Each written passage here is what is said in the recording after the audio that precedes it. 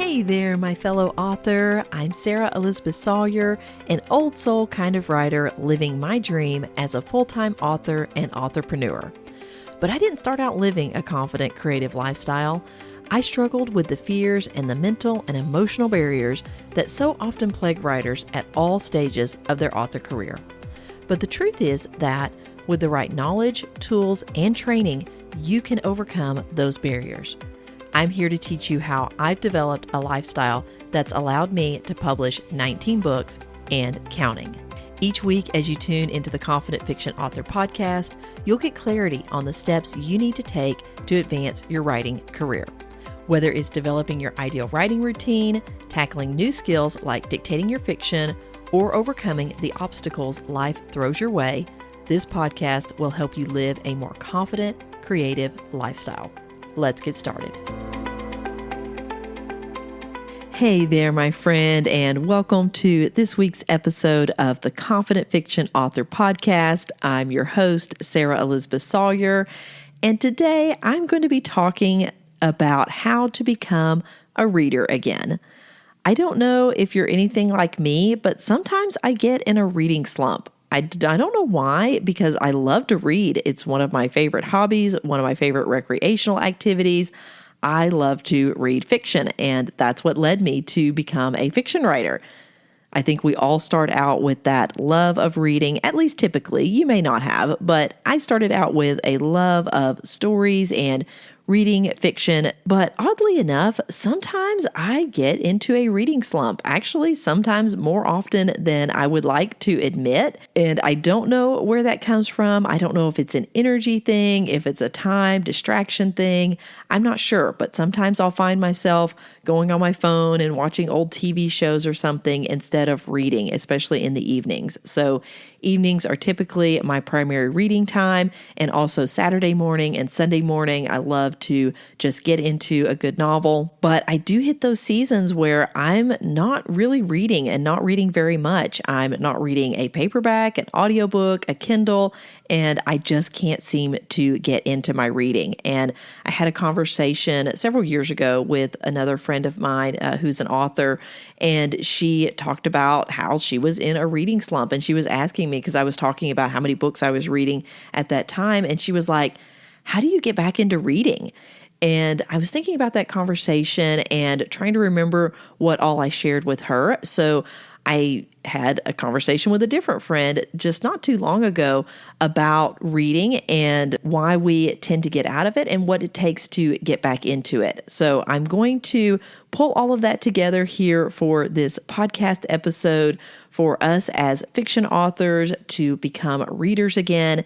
So let's get into these 4 ways that you can become an avid reader again. Let's get into it. Number 1 in becoming a reader again is to pick a format that works best for you.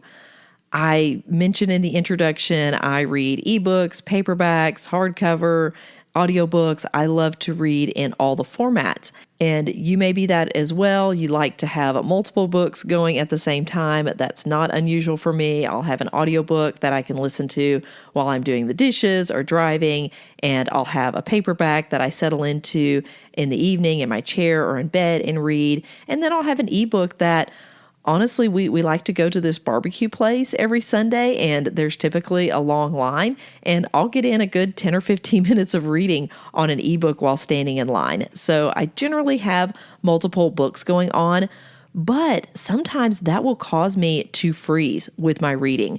So I have too many books going, and sometimes when I have reading time, I'm like, do I grab my phone and read on that ebook novel that I have going? Do I listen to the audiobook, or do I get the paperback? And sometimes that's analysis paralysis, and I'm having to make a decision, and which one do I want to read? And whenever I'm trying to get back into reading and back into my reading habit, what I have to do is pick one format and only read one book in that one format to get me going back into my reading habit. Once I'm there, then I can have that multiple books going on, but it's really helpful to pick one format and just have that one book going on. And one of my friends that's what she did. She has a lot of paperbacks, like her author friends are always sending her paperbacks, but she found that she's really not a paperback reader because she likes to read first thing in the morning as she's, getting the sleep out of her eyes. And so she usually is reaching for her phone, and she'll find herself scrolling and reading arguments about keto diets on Facebook. And she's like, why? I'm not even interested in this. Why am I here? And instead, she has flipped that time, that 15, 20 minutes, to reading a novel. And so she started getting her author friends to send her e-copies of their novels so that she can get that in. And she read more books in that month, I think it was December, than she had read the entire year.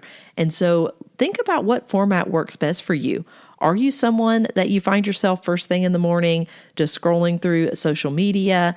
And would you more enjoy spending that time in a fiction book, in a novel? So it may be listening to audiobooks. Maybe you do have a long commute, or after dropping the kids off to school, you have that extra 15 or 20 minutes to just pop in your earbuds and listen to a novel. Like I said, this is my favorite thing to do when I'm folding laundry or doing the dishes. It just makes it go by much more pleasantly. And then you may be someone that just the feel of a paperback book is inspiring. And that's honestly when I'm trying to get back into my reading habit, I will go to paperback because that's at the core of who I am with loving books and loving to surround myself with books, is actually having that physical book in my hand, the smell of it, the feel of the pages, the font on the page. I just love it. So pick the format that works best for you. Even if you typically read in all the formats, you may want to just pick one to get yourself back into reading again. All right, number 2 is add it to your schedule. So I mentioned that I love to read in the evenings and on the weekends. That's usually when I get my most reading time in. So think about, when do you want to read? Oftentimes we're like, yeah, I want to read, and I used to read all the time. Why am I not reading anymore? And it could be because your schedule has changed. You may be in a different season of life. Maybe you have young kids now versus whenever you were in college and you had different times and a different schedule that you did your reading. Or your kids maybe moved out now and you're an empty nester. And so your schedule and your routine, you're just off and you're like, what do I do with myself? Or you've taken on a new job or a new career and your routine and schedule is different. So that could be the cause of why you've fallen off of being a reader, even though it's something that you love to do and you want to get back into it. So look at your schedule and actually schedule when's the best time to get in 15, 20 minutes, an hour, 2 hours worth of reading. And that may be only once a week. Maybe there's that time on Saturday afternoon when things are quiet and you can just snuggle down and get into a good book.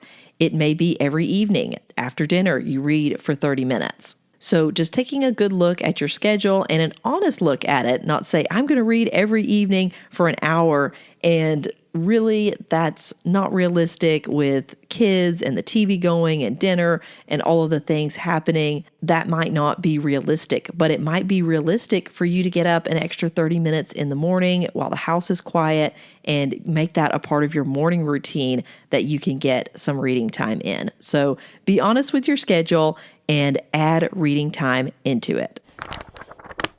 All right, number 3 is track the number of books you read. And this may sound silly, and some of you may not be like real goal-oriented. You may not be feeling like, oh, that doesn't motivate me. But what I enjoy is I like to track how many books I read on Goodreads. So not that I read them on Goodreads, I track them on Goodreads. So I have a shelf for every year, and I've tracked this since I think 2013 or 2014.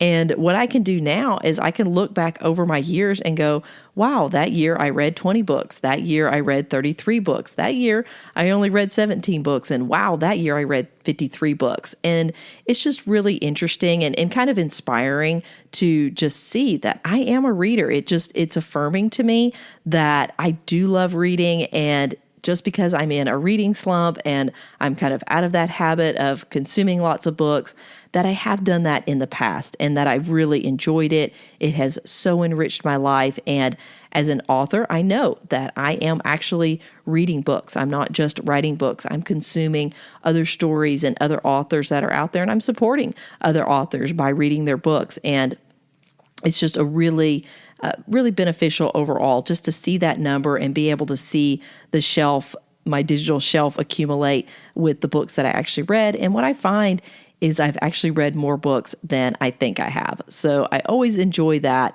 with tracking the number of books that I've read. And you can do this in analog, you can do it digitally, you can write it in your planner, or you can track it with something like Goodreads or another platform that you can use to mark that, yes, I read that book.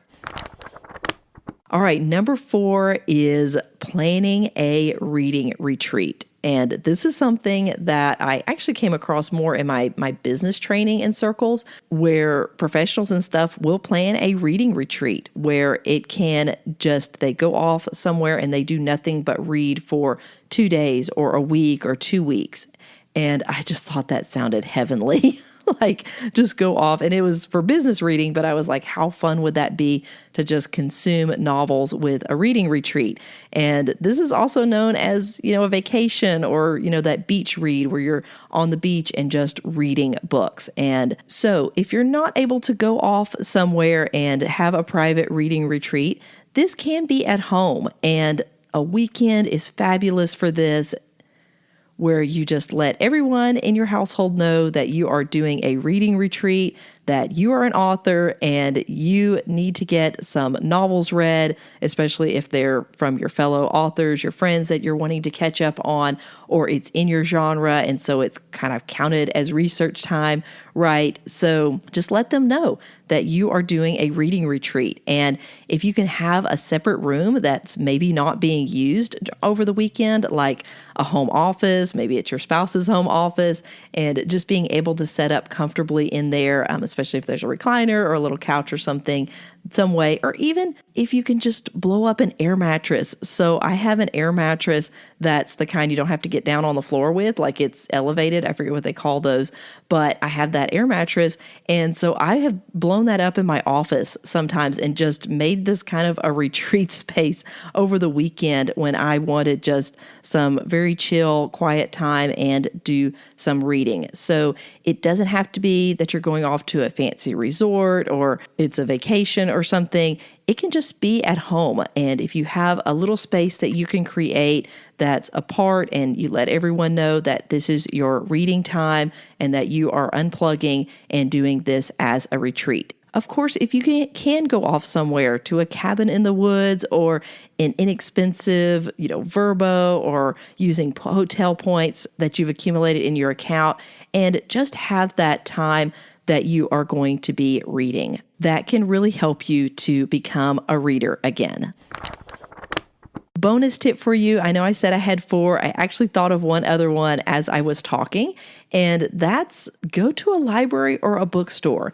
Nothing inspires me more to read more than just going to my local county library and browsing the bookshelves. And it's just so amazing to me, even though it's just a small library, to be surrounded by that many books. And I'll pull a few off the shelf and just kind of thumb through them.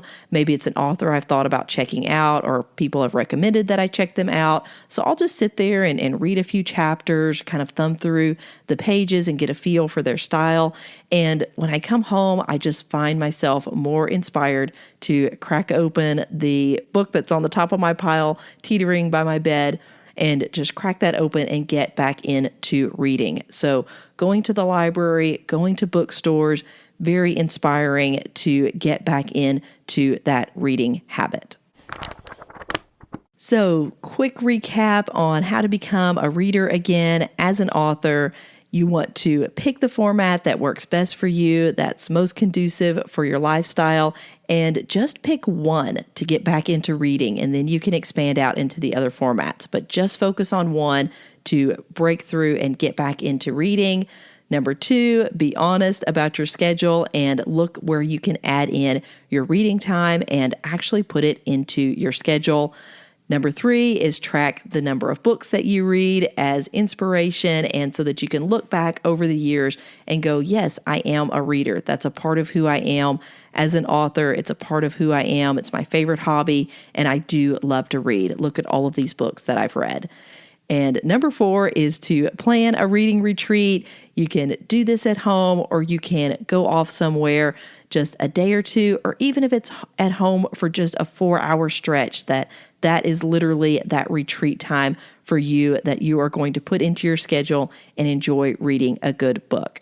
And your bonus one is to go to your local library or bookstore and just browse the shelf, pull a few off, read some words, and just get yourself inspired about reading again.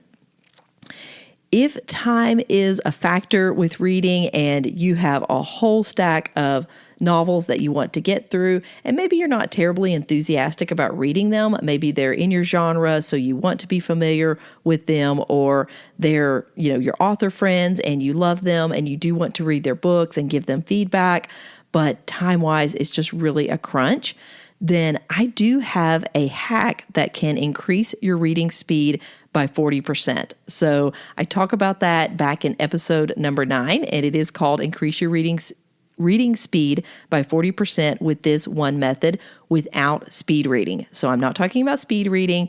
I am still talking about you actually enjoying what you're reading, but this can be a way to get you quick back into your reading, especially if you've been kind of hung up on a book that you're not terribly enjoying, but you do want to finish it because of an obligation of some kind, and maybe that's what's hanging you up on your reading and causing your reading slump, and you just need to get through it.